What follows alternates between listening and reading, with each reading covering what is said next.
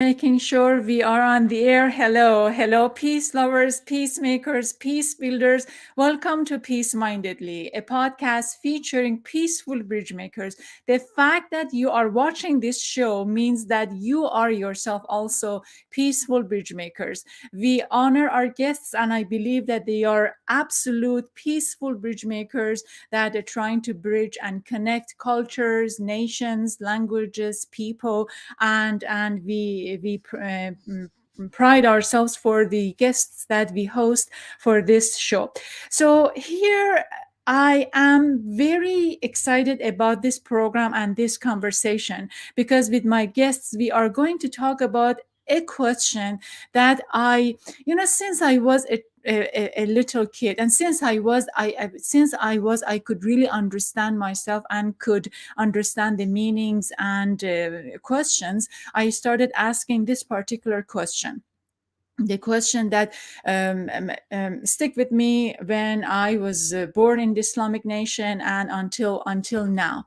And the question is, if Islam's core value is kindness and compassion and justice, so why the Islamic law does not value women, does not treat women within its own Islamic discourse just? And that is my question. Why Islamic law and Islamic system does not treat women just? And in many Muslim countries and Islamic nations, women do not enjoy many of the rights that we do enjoy in the West. For instance, the divorce does not grant easily to women, or they cannot hold the child custody of their kids. Here's I'm actually talking with Farha Khatun, the director of Holy Rights, and this is an amazing movie. She features a very brave religious Muslim woman in India who is fighting against this law is called triple talaq, or triple divorce. A man can divorce his wife by saying divorce, divorce, divorce 3 times on the spot. They even can text, or they even can send the Facebook message and divorce their wives with kids and so forth and so on. And that is absolutely disgusting. The law was banned 2017, and 2019 was basically came a law. But this is, I mean, think about that. Think about this kind of what connotation may have or consequences for a woman's life. Or for our guests, she is a filmmaker and scholar expert in Islamic law. She had her movie called Divorce Iranian Style. Honestly, I could never bring myself to watch the movie from the beginning to the end. I always get emotional. I become very, very sad. And I have to confess that I could not watch the movie from the beginning to the end. And we are going to discuss what's happening and why. So, my guest, Ziba Mir-Hosseini, is an Iranian British legal anthropologist specialized in Islamic law and gender studies. She holds PhD from Cambridge University and is the author of several books, a filmmaker of 2 amazing movies. And her new book, which is out, Journeys Toward Gender Equality in Islam. And I am absolutely so pleased and marveled to have Ziba for our show. Thank you so much and welcome. Thank you. Thank you for including me in your Absolutely, show. it's absolutely pleasure. Ziba, here is maybe tough or not very tough question, but I would like to know. I mean, you are a female writer and you are an author who authored this book. But in this book, we have 6 scholars, 3 men and 3 women. I wanted to see more women. So, what happened and why we are so equal in this choice of selecting people? That was actually a deliberate choice because for this book, I started researching this book since 2009. And I had conversations, as I had interviews and recordings with a number of scholars, activists. But at the end, for a book, I wanted to go in detail in this conversation. So I had to make difficult choice. And I made the choice for these six scholars. And basically, because each of them are path breakers and each of them brought something very new to Islamic legal studies, and also for the gender equality. And at the same time, they are activists. So I wanted to choose them. And I Can you think give me example? You say that they brought some of the important aspects within the Islamic law. So can you give me an example of one or yes. two of them? Yeah, for instance, the first person that I'm talking to is Professor Abdullahi AlNaeem. He is the first scholar who actually did something very meaningful and constructive on relations between Islamic law and human rights. And he himself was the student and disciple and supporter of Mahmoud Muhammad Taha, the very well-known reformer of the 20th century, who was executed in Sudan. So he comes from the Sudan, and I love his work because it was actually reading his work I was able to understand the relations between Islamic law and human rights. So he's my teacher as well. So I learned from him. But then, with your teachers, you also disagree. So our paths separated. And then the second person is Amina Wadud. What do you disagree with this scholar? With Abdullahi AlNaeem. He's also a friend. And it is on the definition, on the way that he uses the term Sharia, and does not make distinction in his writings between Sharia and fiqh, because Sharia does not mean law. And in the Quran, it appears this term only once. And it means actually in the sense of the path, the road to the source. And but what we get from the Sharia is always an interpretation on the basis on the Quran and the sayings of the Prophet. And this is through the science of Islamic jurisprudence, which is called fiqh. And fiqh is literally means understanding. And all these understandings, until very recently, have been done by men. Women were there, but by the time that these fiqh jurisprudential schools emerged 150 years after the death of the Prophet, women were marginalized, their voices were silenced, and they were put aside from the public space. And that was not the case in at the the beginning. introduction.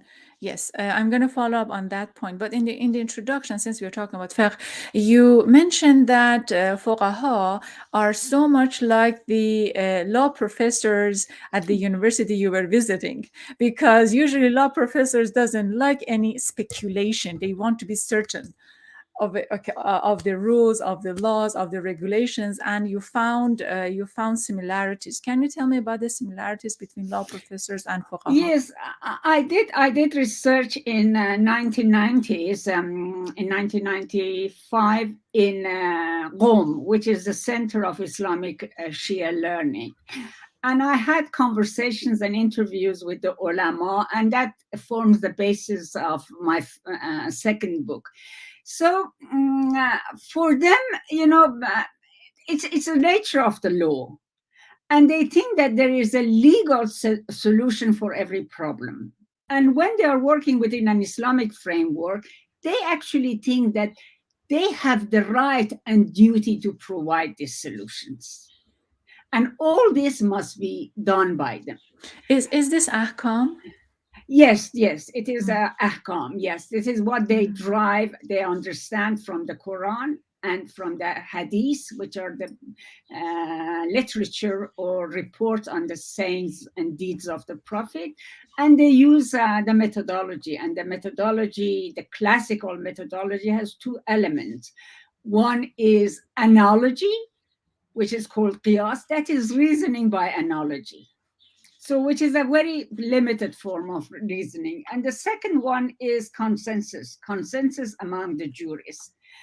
And I am an anthropologist, so I never taught in law schools until 2002 when I went to New York Law School, New York University. And there, I was part of the faculty and I went to workshops and everything, and I could see the mindset.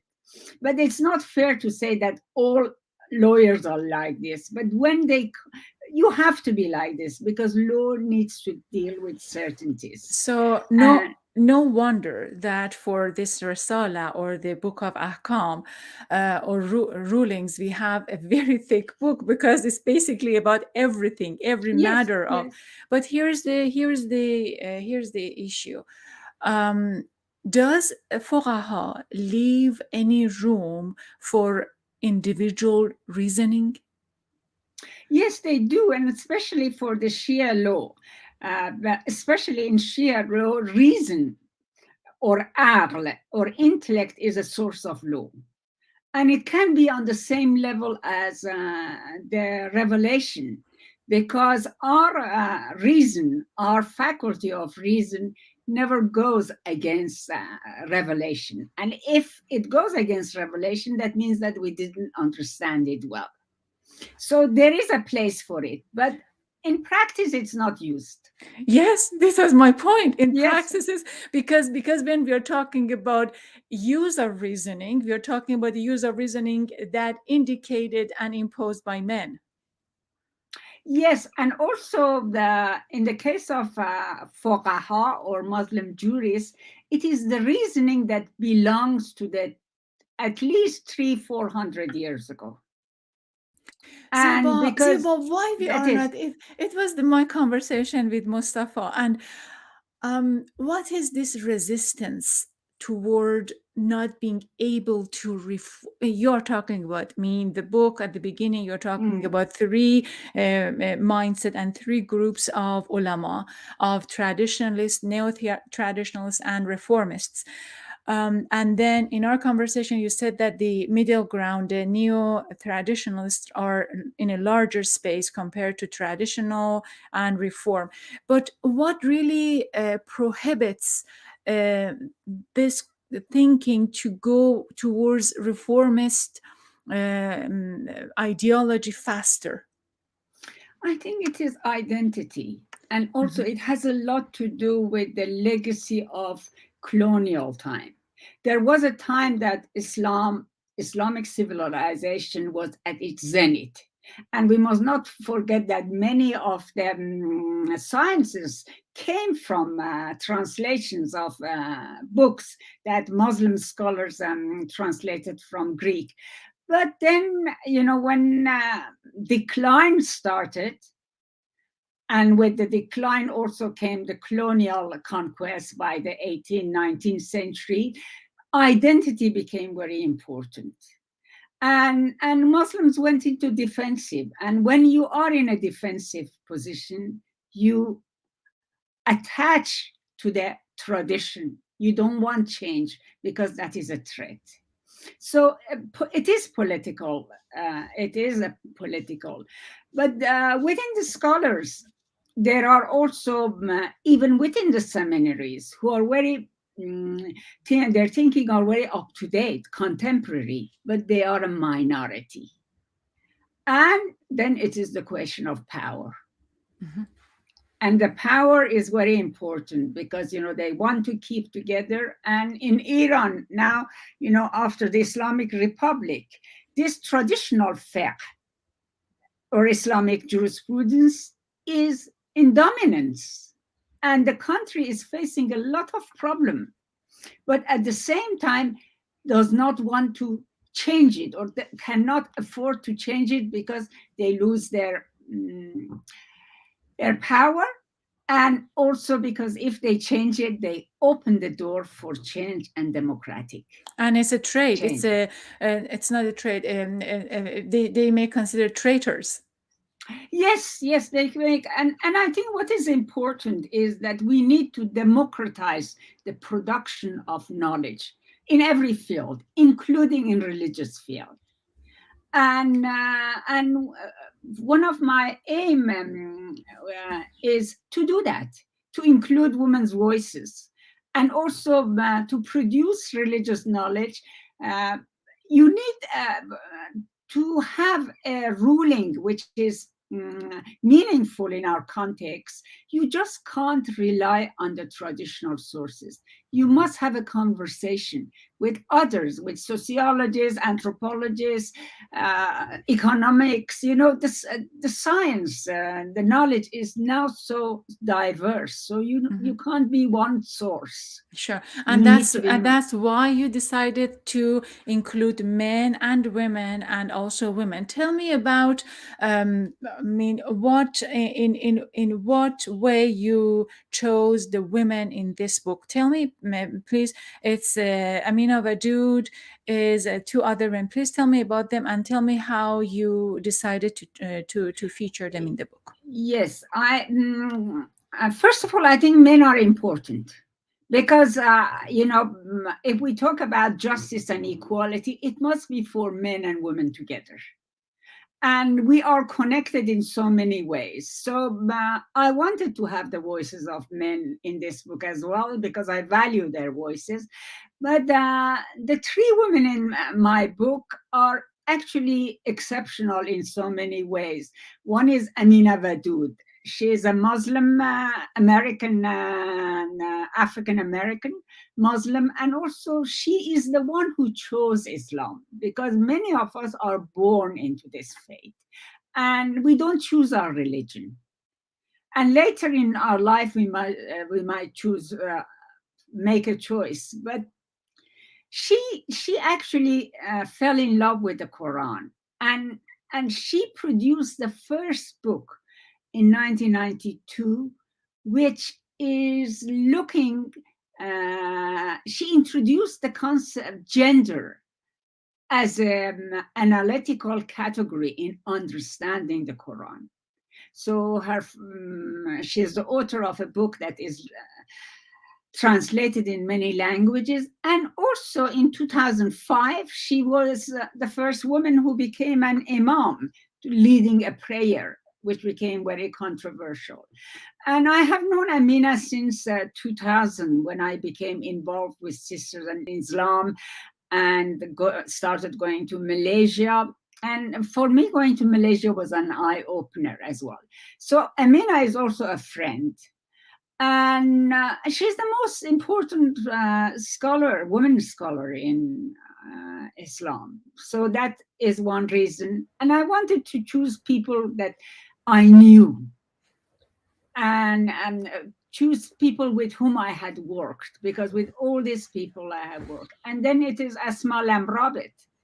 And in so many ways, Asma Lamrabit is the heir of Fatima Mernissi in Morocco. And I did research and fieldwork in Morocco in between 1998 and 1988 and 89. So I lived in Morocco for one word. And it was in Morocco, actually, that I understood how, because as a Muslim woman, and especially as a Muslim woman, when revolution in Iran happened, I was 28, 27. And suddenly, I lost so many certainties. And I came to a new face of the Sharia. So I became angry. And it was in Morocco that I actually reconciled with my faith, because I could see that when you are working on your own country, you're emotionally attached. But when you're an outsider, and that's why I love anthropology, because anthropology makes what is familiar in your own context strange, and what is strange in another context, familiar. So when I went to Morocco, I could see it's the same pattern. It is the same dynamic it is happening, but it was not my own culture. I was not emotionally there. So I could really reconcile it and see it in a different way. We are And gonna go to Sadiqa Wasmari very soon because I really love how you are introducing them and mm, then how they are introducing themselves. Very quickly to my next question, and then we go back to this question. In your conversation, in your explanation, you just said that men are important in this study, and that really resonated with me because in the work of feminism, as much as I understood, feminists are labeled as women who do not like men. They labeled as men haters and I mean against men, so forth and so on, which may or may not be true. I am not judging, but this is the label that they've been given. However, in the Islamic studies and Islamic discourse, we do have um, mm, idea, this kind of connotation towards Islamic discourse, as we call Islam as compassionate and peaceful and Rahman, Rahim, all of those.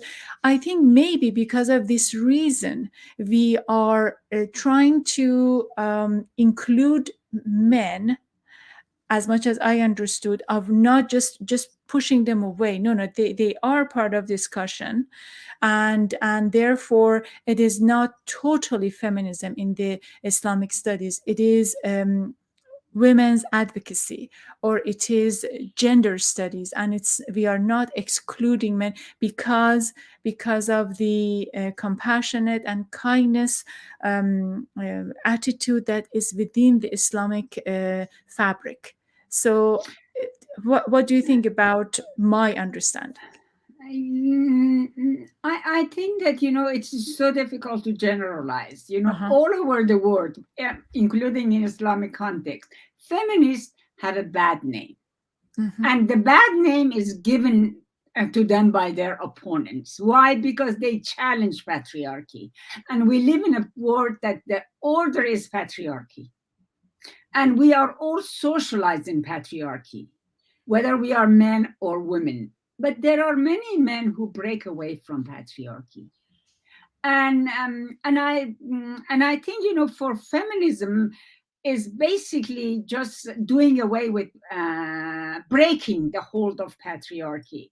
And in for if you work within an Islamic context and Islamic studies, the moment that you say I'm a feminist, you lose legitimacy.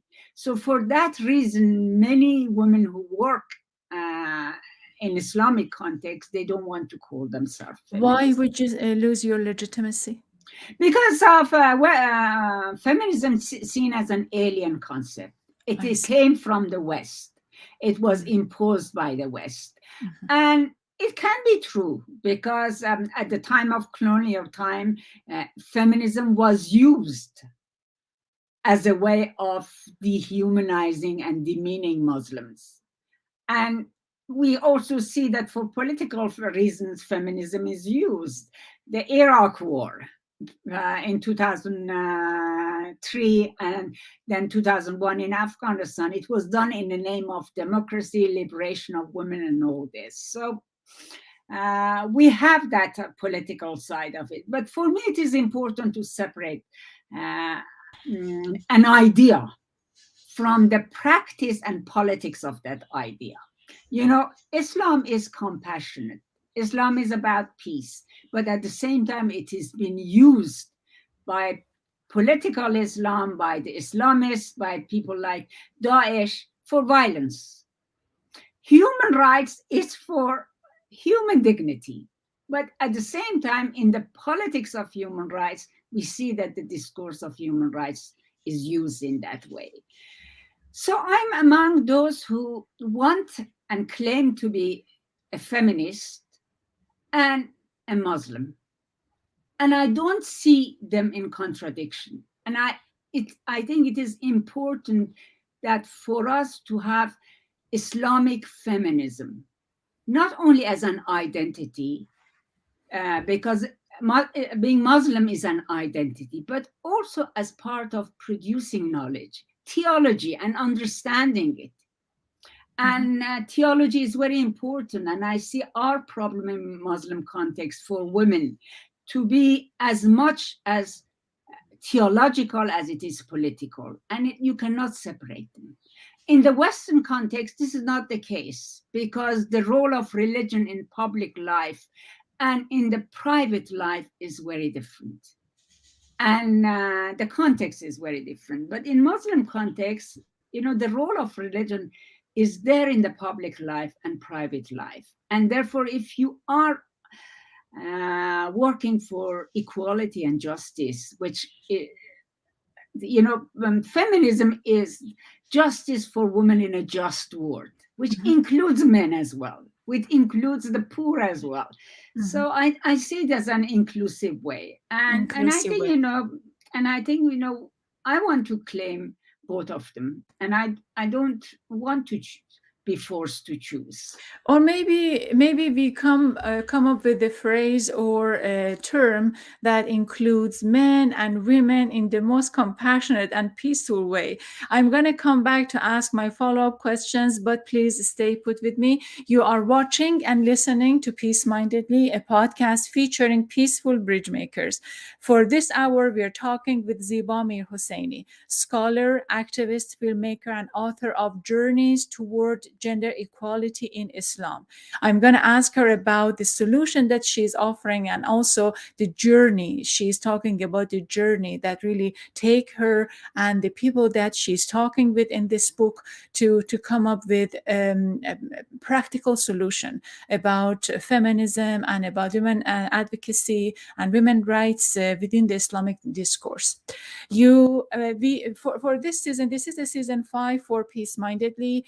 We are talking with Ufuk Sejan. She is the Chief Marketing Officer of Halal Booking. I am very glad. First, we are coming out of pandemic, and hopefully, we are starting to travel. One thing that has been important for us in Peace Mindedly is to feature Muslim power, and with this show we are featuring Muslim purchase power. So because Muslim purchase power has become a global phenomenon, so therefore travel industry is paying attention to values that it's important within the Muslim community, and that value is indicated within the halal travel, that we are going to talk with Ufuk about what that is and how to imply those values, and also which country to go that is respected to the halal travel, and where to go and how to protect ourselves and our families after the pandemic. We're also talking with Eric Bleich and Maritus van der Veen. They are two professors who wrote a book that I think is very important, covering Muslims, American newspapers in comparative perspective. We do have Edward Said's covering Islam. This is a very older book, but this book is new, talking about how newspapers and media covers Muslim communities throughout the world. It includes a very large time span, and basically explains Islamophobia within the news industry. I am very excited about this conversation. We are also talking with Darina Saova. She has this thesis written about Islamic fashion and de-orientalizing the veil, feminism, religion, and the media. You know that with the modest fashion, many of these Muslim influencers are creating space with Instagram, with social media, creating space to produce their own narratives within the larger global narrative of Muslim feminism, of women's rights, and we are going to discuss that. For this season, we talked with two chefs, El Ghorabli sisters, Yasim and Shawekar, and about the Egyptian cuisine, Moroccan cuisine, Lebanese cuisine, and how to make amazingly delicious food. We also talk about Molokhia with Dina El Daif, author of Tastes of Egypt. It's a cookbook out for if you want to explore other cuisines. And we do have many guests that they are peaceful bridge makers, and we are so glad to feature them on Peace Mindedly. For this hour, we're talking with Ziba Mir-Hosseini, author of Journeys Toward Gender Equality in Islam. The book is available within a few weeks, and you can purchase the book on peacemindedly.org or on Amazon or anywhere that you receive your books. I know Ziba and I know her work, and I truly respect what she's trying to accomplish within the discourse of Islamic studies. She did have this movie, Divorce Iranian Style, and I enjoyed the movie. And she's explaining that, yes, so I'm going to, Ziba Mir-Hosseini is an expert on Iranian affairs, Islamic family, and women in the Muslim world. She is regular contributor and outspoken member of Musawah. So she is a founding member of Musawah, an organization advocating for equality and justice in a Muslim family. I'm going to ask Ziba about Musawah. She is frequent in many TV shows, radio shows, and she's been studied on many TV documentaries, and also she has sat as on a jury committee on a few international film festivals, including San Francisco International Film Festival and International Human Rights Documentary. I am very pleased to have Ziba, author of Journeys Toward Gender Equality in Islam. Ziba, tell me about, so you're talking about journey, you're talking about your own journey and also the journey of these people that you are featuring in the book. Where are we destined through this journey? Where do we land at the end of the journey? For a better word, for a word that women and men are equal and equal human being. And for me, really, feminism is about women's humanity. And we say that women are human beings. But in fact, in many religions, I'm not saying in religious knowledge or in practice, women are not treated as a human being. So claiming that humanity of women is very important. And that the journey, it is a journey, and we will never have an ideal work, but it is struggling for justice. And I think this struggle is important, and also speaking out when we see injustice. And this is what we do in Musawah.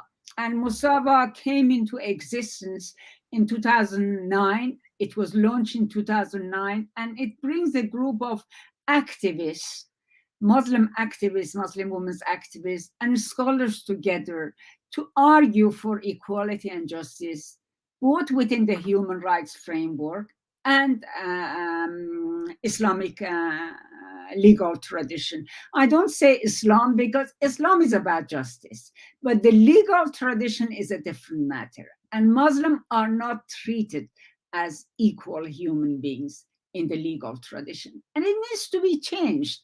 And when we say equality, we must realize that is gender equality, and especially gender equality is a modern concept. Did not exist before modernity. And especially gender equality became essential to our understanding of justice only in the course of 20th century. And I must say that Islamic legal tradition until 19th century was better than any other legal traditions in the Western context, in the sense of giving women's right. Women had the right to property and access to divorce, not equal access. And the gap started in the 19th, 20th century, and it has political reason. It has to do with legacy, as I said, legacy of colonialism, and also Muslims' defensiveness. And I felt that it needs to be broken, and we should be proud of our tradition, but at the same time, every tradition needs to be renewed and retaught. And that is what we are. I'm going to ask about the optimism in the book, but here's my question. Do you include Western feminism in Islamic feminism? We cannot generalize about Western feminism. As a knowledge field, yes, because there are a number of Christian feminists, Jewish feminists, who have done very important work. And they started their work much before my Islamic feminists. Islamic feminists, as a critical discourse, came into existence only in the last two decades of 20th century. So there are there, and I myself have learned a lot from them, and there is a conversation from them. Yes, I do include, but there are some feminists who do not want to touch religion, and some Muslims who do not want to deal with religion. And I don't think that, there is much more agreement between us, because for me, religion is important, not only because it is to do with identity, it is to do with power, with politics, and also I don't see religion as an obstacle. I see it as a resource, and it gives you a lot of power to what to do, how to claim your faith. And whereas, this is the difference. So there are feminists who are absolutely have a secularist approach, and there are also some Muslim women who don't want to call themselves feminists, who don't have any antagonism towards equality, but they don't want to be identified with Western feminism. But, we live in a connected world. For instance, a large part of my life, I'm Iranian, but part of my education was done in England. And we have different identities, So I see myself as being both Iranian Muslim and also part of the Western world. Mm-hmm. Absolutely. The book is optimistic about finding solution. Yes. What solution are you offering? I think women's right and in Islam is very much tied with the democracy, human rights, and democratic change. So, you cannot, and at the same time, knowledge is important. So the solution for me is to bring knowledge together with activism, because the knowledge on its own, you can have the best interpretation of the Quran or understanding of Islamic jurisprudence in line with the modern values, with the modern way of living. But at the same time, if it is not empowered, if it does not become the dominant discourse, it's not going to be change. But at the same, therefore, for me, it is important to have movements, to have activism from that. And I see in Muslim context, one of the problems as this dichotomy between those who work within a human rights framework, and especially if they are women feminist framework, and those who only work within Islamic.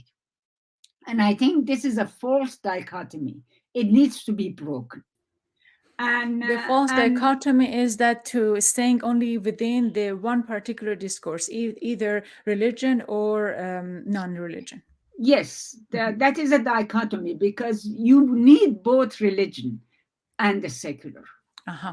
And without secular, we need a secular state. So, can we say that secularism provides reasoning and analogy and analysis, and religion provides a way of putting this analogy and reason together and provide knowledge? I see secularism providing the ground for Uh-huh. exercising this knowledge and producing this knowledge. Because if you have religion as an official, any religion become the official discourse of the state, is tied with the state, then you have one interpretation. Yes. So we need a secular space in order to be Muslim, Uh-huh. to be faithful. And you need secular political secularism, but secularism as a philosophy, in a sense that not believing in the transcendental, it's a different matter. No, I'm talking about political secularism, separation of the institution of religion from the institution of government.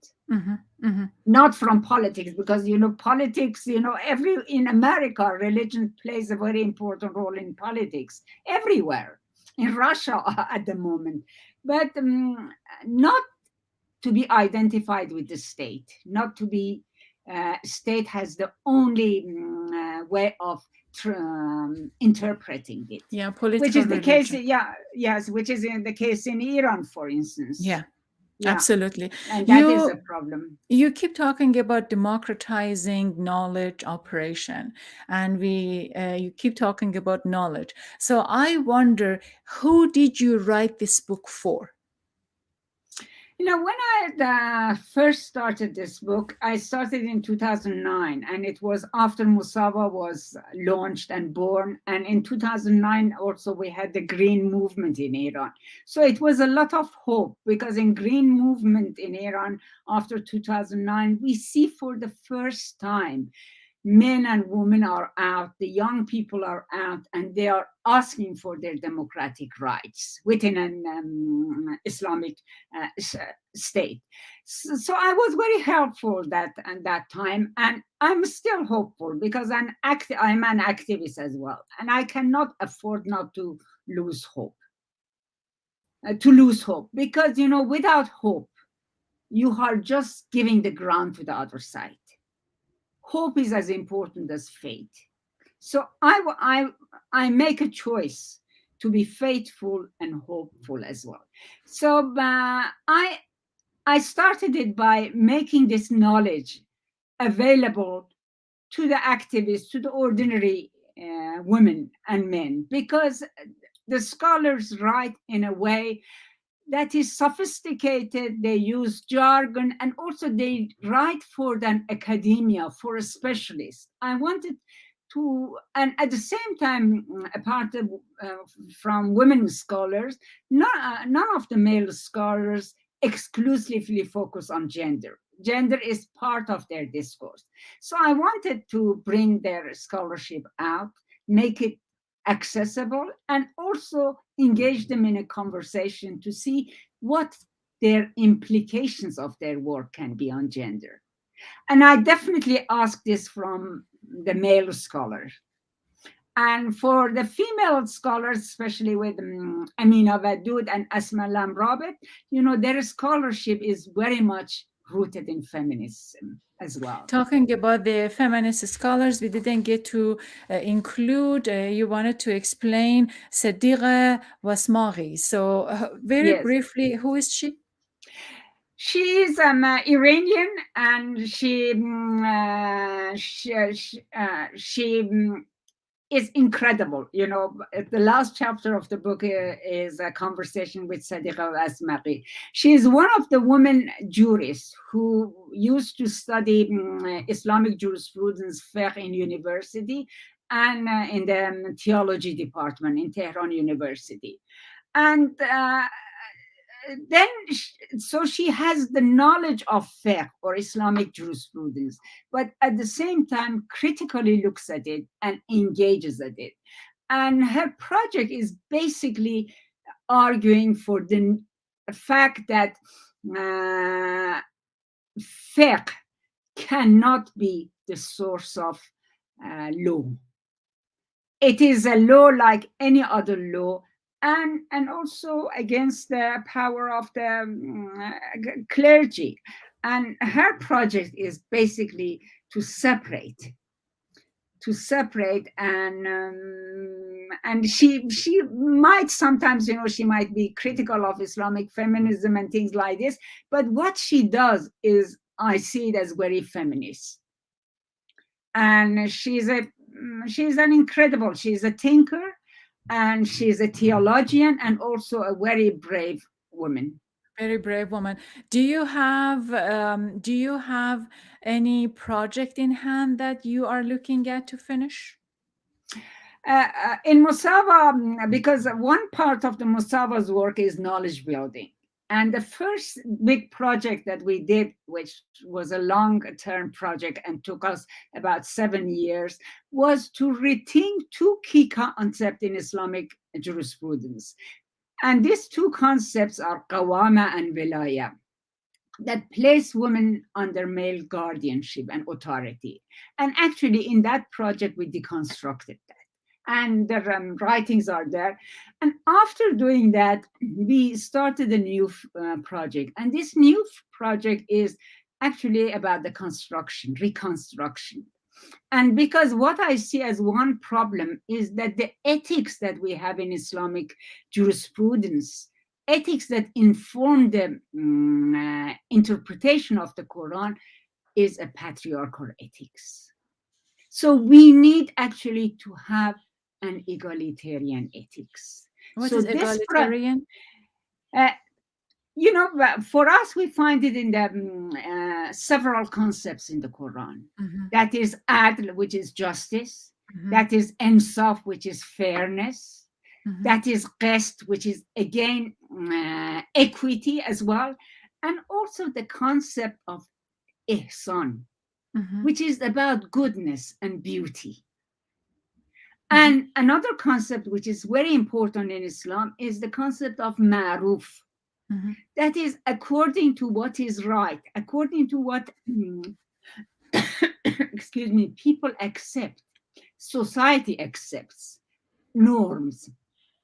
So this is a new study that we started 3 years ago, and we have done the first phase of it, which is the theoretical, and the book is coming out inshallah in November.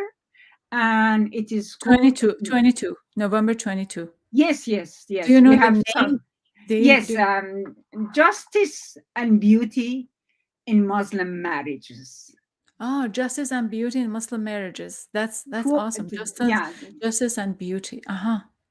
Very good. Justice and Beauty in Muslim Marriages. In Muslim marriages, and towards egalitarian ethics and laws. Because ethics and laws are important. Ziba, when we say egalitarian, it's a mouthful word. What is egalitarian? What is the word itself? Basically, what is not patriarchal. Uh-huh. It's based on equality. Uh-huh. Yeah, very good. But what is equality? Equality does not mean sameness. No, equality doesn't mean that you delete men. It's yes. To equality does not mean that you have treat men. Equality means that to treat men and women as equals. Mm-hmm. So it is about marriage as a partner of equals. Mm-hmm. They are different. They can have complementary roles, division of labor, whatever, but they are equals. Mm-hmm. Their work are valued. And it's not, I think we can say it is against hierarchy. Mm-hmm. Absolutely, against hierarchy. Hierarchy. So it is egalitarian. Mm-hmm. And it actually means different things in different contexts. But what is really these some concepts we understand it by its opposite. Mm-hmm. So opposite of it is patriarchy. Okay, so I finally understood what is egalitarian. Please stay put with me. You are watching and listening to Peace Mindedly, a podcast featuring peaceful bridge makers. For this hour, we talk with Ziba Mir-Hosseini, author of Journeys Toward Gender Equality in Islam. She has a body of work in um, women's advocacy, women's rights in family law, women's situation in family law, and she's an expert on this discourse. So I do recommend to buy the book and read the book. The book is not very academic. It's not romance or novel. It's something that we can understand and relate to, and specifically and especially because it's dialogue and conversation. So then she goes back to what is left out and just follows up on that with in her discussion with these scholars that I think is very, very interesting and important. At the end of every program, we ask our guests to share something meaningful about peace, about kindness and compassion. I'm so glad that we are finishing our conversation with the last comments of Ziba was about peace and about ihsan and kindness. So I'm sure that she has a lot to tell us about peace, kindness, and compassion. Yes, Ziba Jan, go ahead. Yes, Sarah, I want to read one of the Sadi's poem. That is the 7th century Iranian poet. And this poem is also now in human used at UN as well. And I read it. Do you want me to read it in Persian and then? Absolutely, go ahead. Yeah, and then the translation. بنی آدم اعضای یک پیکرند که در آفرینش ز یک گوهرند. So this line means all human beings are members of the one frame or one body, created from one essence. چو عضوی به درد آورد روزگار، دگر عضوها را نماند قرار. When time, life afflicts a limb with pain, the others cannot remain at rest. تو که از مهنت دیگران بیغمی، نشاید که نامت نهند آدمی. If you remain indifferent to the burden of pain of others, you do not reserve the name of human being. And I think it is about the humanity, and it's an amazing and beautiful poem. And Absolutely. we all learned it at school, if you remember. Yes, by yes. heart, yes. And every time US engages in any war, we had Afghanistan war, we have had Ukraine war, and God knows what other wars United States is going to engage. I read this poem to my daughter, that she keeps asking me, why you're too upset, why you get too upset. And I say, this is why, because we are the parts of one body, human being. Yes, and human body. Mm-hmm. And I hope, I'm sure that the day will come that we know that and Inshallah. we live according it. Mm-hmm, mm-hmm. Very good. Ziba Mir-Hosseini, author of Journeys Toward Gender Equality in Islam. Thank you very much. Khoda Hafiz. Khoda Hafiz, and thank you.